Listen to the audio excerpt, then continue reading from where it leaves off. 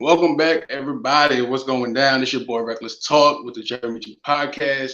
Got another great episode for you guys today. Episode 18, The Life of a Latina Music Artist, featuring Karina Nistal. How you doing today? I'm great. How are you? Man, blessed. It's definitely a blessing to have you on the podcast. It really is. I appreciate it for real, for real. No, thank you for having Appreciate me. it. I appreciate it. Before we get started, how was your show you had this past weekend? It was fun. I sang with a classic rock cover band, so I did a bunch of like classic rock songs and I grew up on that stuff, so it was fun. That's awesome. That's awesome. All right. Another thing. Happy birthday. Thank you. Last week. Thank you. I appreciate it. Hope you celebrated too. Oh, I definitely did. I definitely did. I definitely did. All right, so guys, everybody watching, everybody's gonna be watching in the future. I appreciate all the love. Make sure y'all hit that like and subscribe button. Um, let's get it started. Let's tell us about young Karina. What were you like as a kid?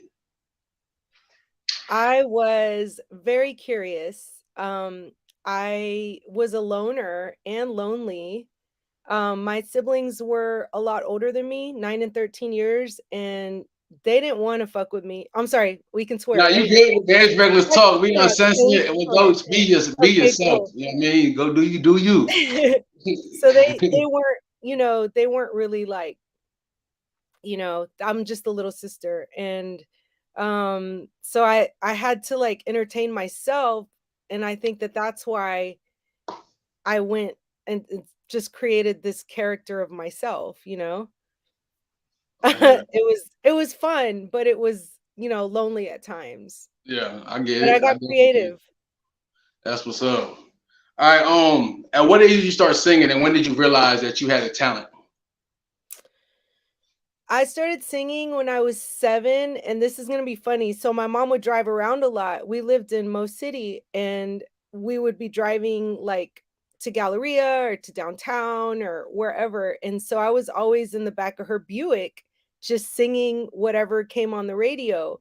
And I was like a huge Miami Sound Machine fan. Mhm. I'm half Mexican, half Cuban, so I loved knowing that there was a Latina out there that was like mainstream and just badass, like she was incredible. So I loved listening to her. So anytime like she came on the radio, I was like singing along and just anything that would come on the radio. And I can't say, I don't know when I figured out I had talent, other than I just knew I wanted to pursue music. I was 12, 13 years old. Yeah, I started writing lyrics, and it became very apparent to me that I loved songwriting and wanted to do something in this industry. That's awesome. And you definitely got some talent. I listened to your cover song the other day. You did a cover on "I'm Still in Love."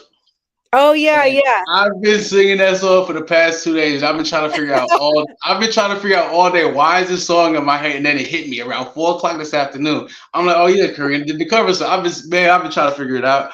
Everybody, she has an amazing voice, like amazing Thank voice. Oh my you. goodness, Thank amazing you. voice. I appreciate it. All right, tell us about your journey to where you got to. Like, tell us about your journey to where you are today. How did you get here? Ooh, well, lots of persistence, lots of rejection. As artists, um, I'm sure to an extent, like we just deal with a lot of rejection. We deal with a lot of like no's, Yeah. and just doors getting slammed on you. But then you'll have like that one yes that will be so like huge. And Oh my goodness, yes. Like I yeah, know it. yes, cuz like you don't know this, but God has something bigger planned for you. Like you're short-sighted. You think you want this, but then it's really this, and it's like way bigger than we could ever expect or imagine. Exactly. Um So I try to like do my visualization and then I leave it to God because I know that God's plans are bigger than ours, you know? And Amen. I try to be an optimist, you know, because like you kind of have to be in this industry. You have to be an optimist. You get so many no's, you get so many rejections, so many doors slammed, so many like so much ghosting. I mean, sometimes they don't even get back to you. Like back in the day, they used to tell you when you didn't get the job. Now they don't Yeah. even ever get back to you. Like you just assume, like, okay, I guess I didn't get that thing I submitted for last week, you know? Yeah. But So I definitely get that because I like you said, I go through the same thing. I got a segment called Reckless Reviews where I go to restaurants and I do interviews with the owners and reviews on the food.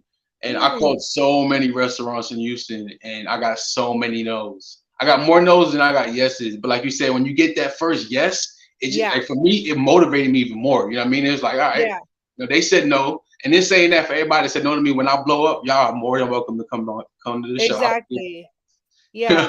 That's when they're gonna be like, "Oh, I knew Reckless. I helped Reckless get there." And Yeah, exactly. I get Exactly. that. I get that sometimes from people, and I'm just like, "Okay, whatever." Yeah. That's one thing, man. You're real positive. You're a positive person. I follow you on Facebook, man. Like your posts are inspirational. I actually shared one of your posts the other day. Oh, Super thank you. inspirational. Like you're really, really positive, man. It's amazing. Thank you We need so more much. people I like think it. we need more positivity in the world. Like we need more people, you know, because it's hard. I mean, like I want to be positive all day, every day, but you know, I have my moments. I'm human, and Yeah. behind closed doors, I'm like kind of a wreck, you know, but I do my best because, you know, I have a lot of people that come to me, you know, and I'm pretty sure you might be like that because you have a podcast, right? So you talk to a lot of people, but like a lot of people they come to you and they're looking for like a solution or a positive word or a pick me up, and you're just like sometimes they just need to hear it's going to be okay, Yeah, yeah, you for know. real. Sometimes I Yeah. need to hear, you know what I mean? Exactly. Yes. Yes. No, me too. Like, I have to like calm myself down and be like, okay, girl, it's gonna be okay. Take a deep breath. It's all good. Put your big girl panties on. You know, it's Yeah. okay. You know. All right, let's get to question 4. So, what is it like when you're up on stage? Um, you got thousands of eyes on you. You know what I mean? Like when it's just that moment. But before you answer that, what was it like for you the first time you got on stage, and compare it to now? Oh my God. It was so funny. I guess there was like several first times because I performed as a kid. I played piano. I danced ballet. All You right, know, let's go professional wise. yeah, Like when you first got professional your wise. professional gig. So my first professional gig, I forgot what this place is called, but I'm pretty sure it's still there. It's an ice house in the southeast side, northwest side, if I'm not mistaken, northwest side and 610, something like that. But um, I was so nervous and I was like dancing and doing all kinds of stuff, and like I hit like a pedal that started a beat.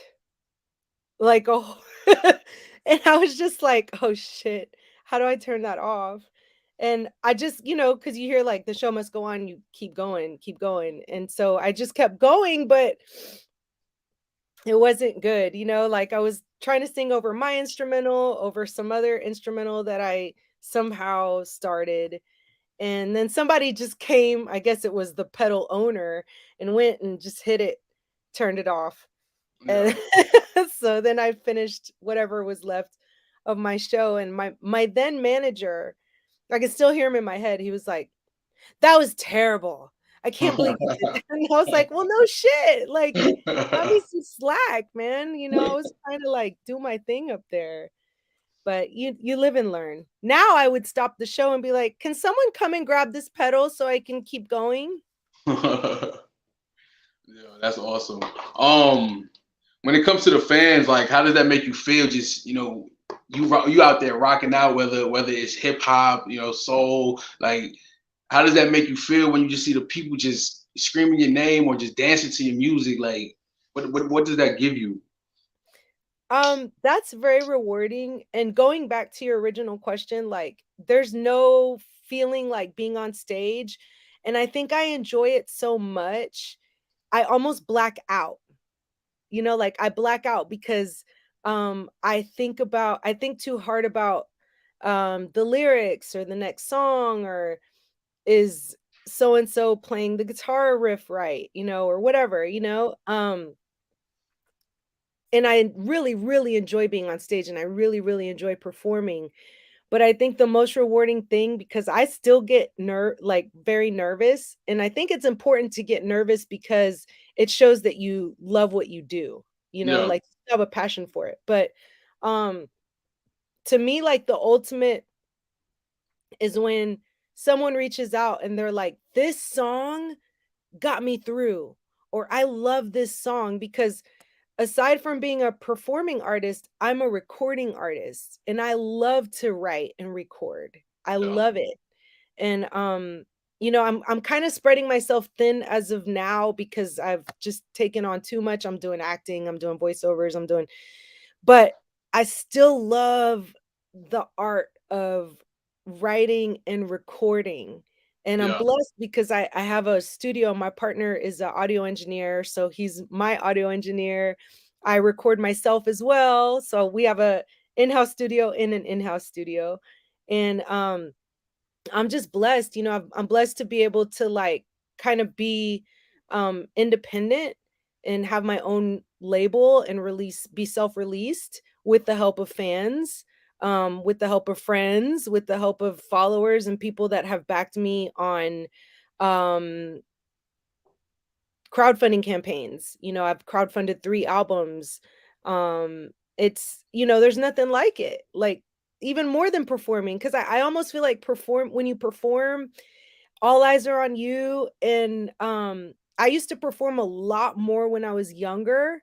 I've become a little more private. That's not to say that I don't enjoy performing, but I'm a little more exclusive now, to the point of like it's got to be worth it, I don't want Exactly. to go perform, because I used to perform the whole circuit, like for a long time with my band. And there's just more to it. There's, as much as I love Houston, you can wear Houston out. So you got to get out of Houston, you know? Mhm. People get bored. They don't want to come out anymore. They don't want to support anymore, and that's what made COVID very interesting, because we had to take to streaming. We had to take to YouTube, and I had a lot of fun streaming. That was so much fun because I had people like, oh man, I really enjoyed that cover you did. And it was fun for me because I was learning. I was Yeah, learning like about the songs and the artist and the labels and the year they recorded it and how many versions were recorded. Like the I'm Still in Love with You song. Like that song had been recorded three times. Marsha yeah. Atkins was the original songwriter, but then Sean Paul remade it, and so you get to learn all the versions, and you just kind of like you you get like you re-up on your education, like if you are into music and you love music and you call yourself a music buff, like the history of that song. Yeah, that's what I was gonna say. I'm sure, learning the history of doing when you do these songs, the covers, learning the Yeah. history of the song. I'm pretty sure it makes you appreciate music even more. I'm sure Yes. all artists feel like that. Yes, very much, very much. And in hopes that maybe one day my song will be remixed and my song will be appreciated and covered, any one of my songs. You know, So that's the ultimate for me, is like, just people like, oh man, this song got me through, or I love this song. I was just on the phone with a friend right before I jumped on with you, and he was like, I love American Dream, like it's in my rotation. And he's a DJ, and so I'm like, that's huge because yeah, your stuff. And so I like to be different. yeah. No, I definitely understand that. But yeah, I'm sure that's a great feeling when like you say the fact that he's a DJ and he got your music in your, you know what I mean? Like Yeah, that's what's up. exactly. Definitely. All right, let's see where we at. Question 5. Who are your favorite artists? Oh man, there's so many. Yeah, when I saw that question, I was like, how am I going to narrow that down? So, I grew up to a big variety of music. My mom's Mexican, so and she loved like Spanish doo-wop, like Juan Gabriel, the Platters, like she was, into like just a lot of stuff that was popular in Mexico.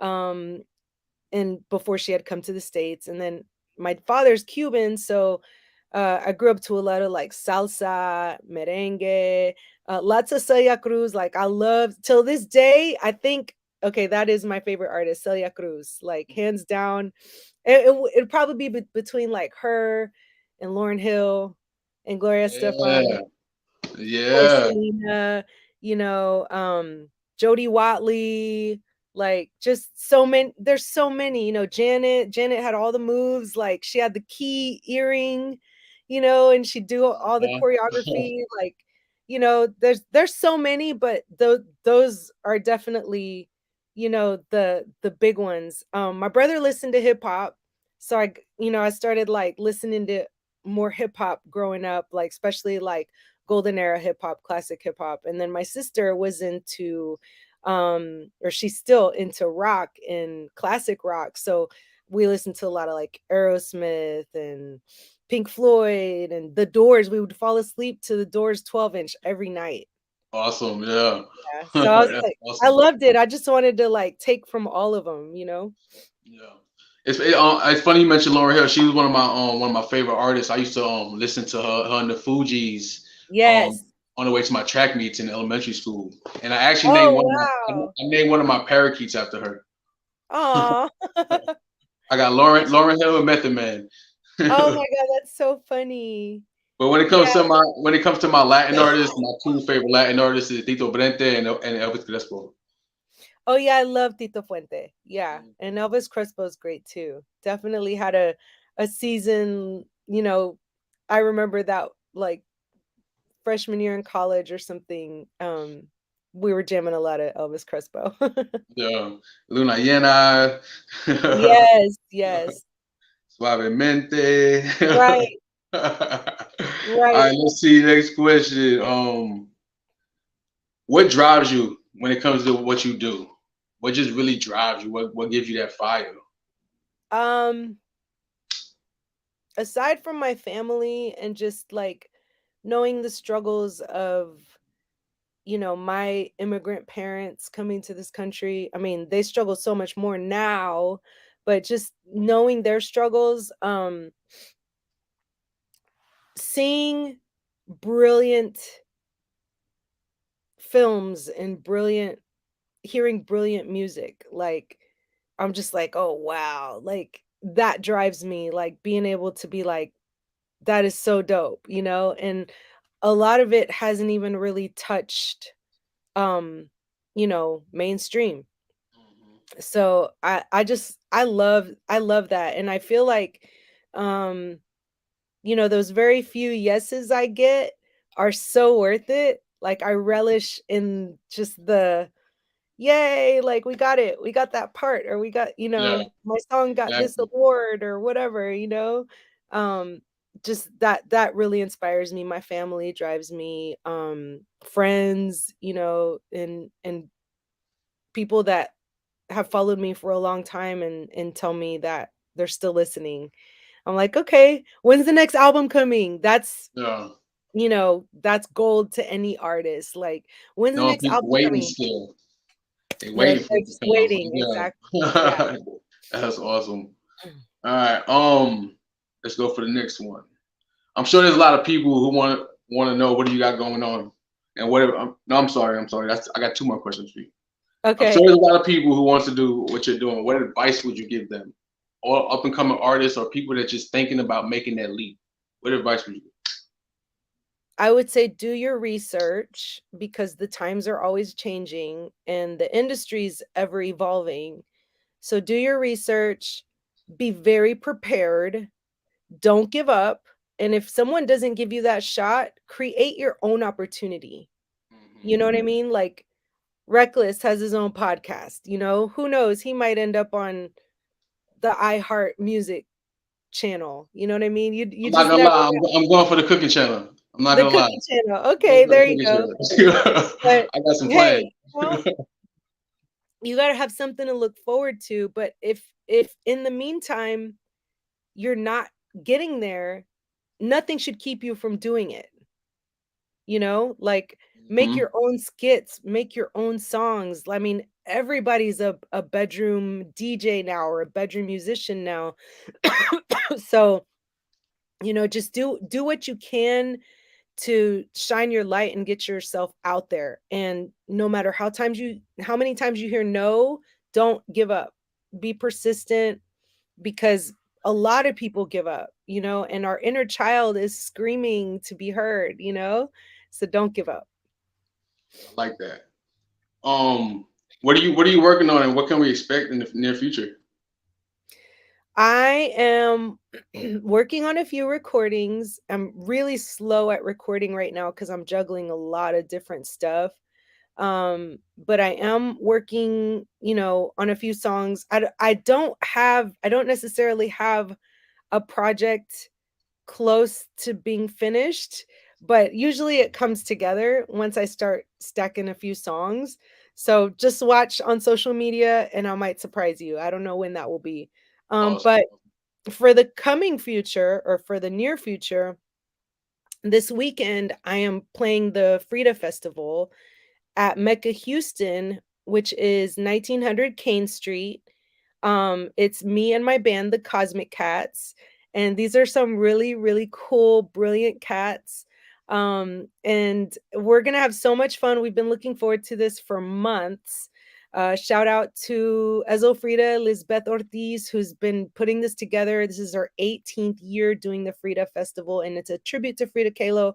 It's beautiful. It's full of like positive energy, good vibes, and so much like art and soul.